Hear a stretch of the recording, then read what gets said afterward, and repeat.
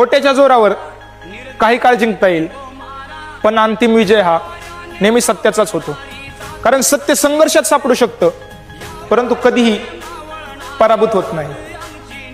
रामकृष्ण हरी.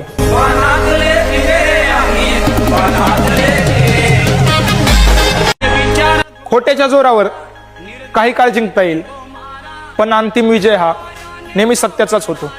कारण सत्य संघर्षात सापडू शकतं, परंतु कधीही पराभूत होत नाही. रामकृष्ण हरी.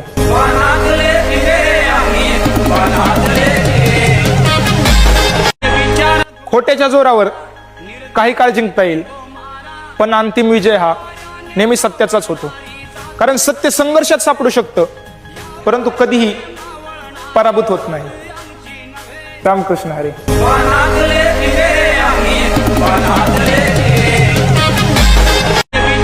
खोट्याच्या जोरावर काही काळ जिंकता येईल, पण अंतिम विजय हा नेहमी सत्याचाच होतो.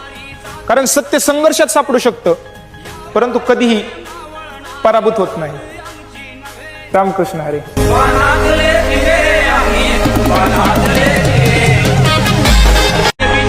खोट्याच्या जोरावर काही काळ जिंकता येईल, पण अंतिम विजय हा नेहमी सत्याचाच होतो. कारण सत्य संघर्षात सापडू शकतं, परंतु कधीही पराभूत होत नाही. रामकृष्ण हरी.